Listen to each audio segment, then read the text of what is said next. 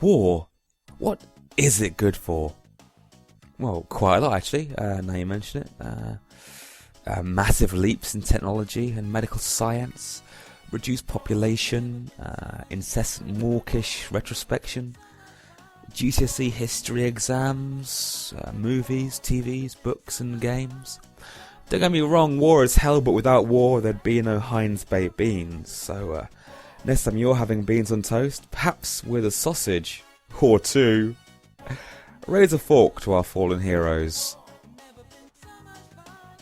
Valiant Hearts is a game from lazy French developers Ubisoft, and is unusual in that it's shipped as a complete game, with a beginning, middle and an end. And it was also playable at launch. The game is visually stunning, and this is due in part to the UbiArt framework engine, the same engine that powers Rayman and Child of Light. And this stunning art style does belie the seriousness and the tone of the game. You don't need me to tell you how shitty World War I was. I mean, World War II was some sort of gala performance compared to the sloppy rehearsal of World War I. We saw a lot of firsts in World War I. We saw the first use of tanks, and the first instance of chemical warfare, and the first instance of America swooping in at the last minute and claiming victory for themselves.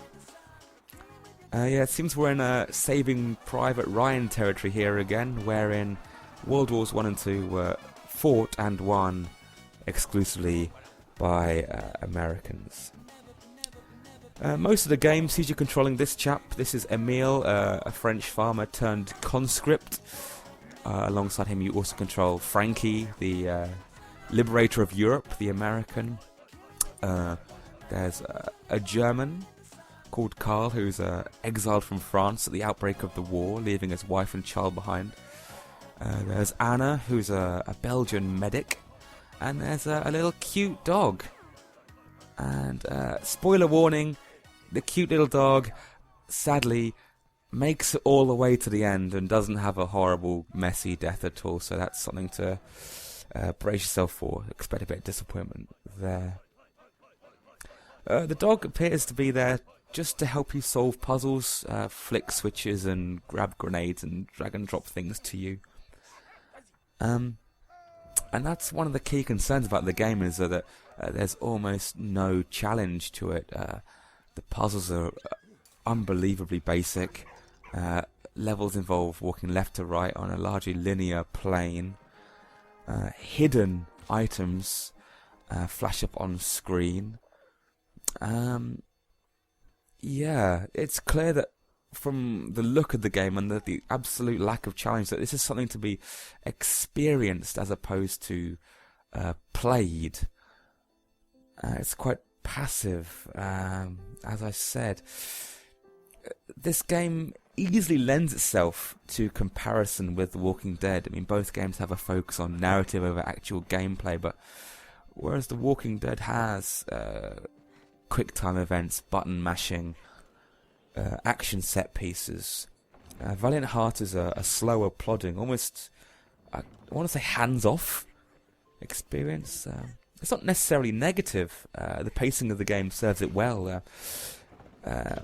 Farmer Emile's slow, reluctant plod, and Frankie's head-first dash for vengeance, Anna's fearless first responder sprint, and prisoner of war Carl's stealthy, apprehensive tiptoe give personality to each character, and it hints at different play styles, but fundamentally they all play the same.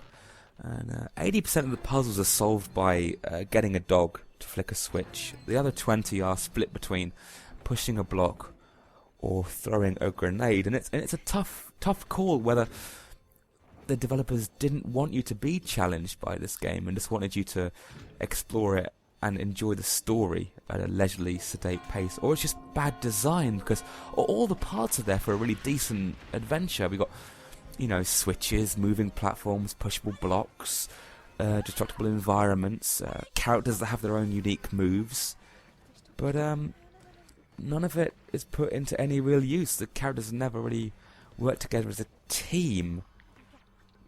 I mean, I wasn't expecting 3 Vikings level character collaboration, but something more than go here and flick that switch would have been nice in a game which, frankly, you know, wouldn't challenge a child. But it's not a child's game. Being a World War I game, it's obviously people are going to die.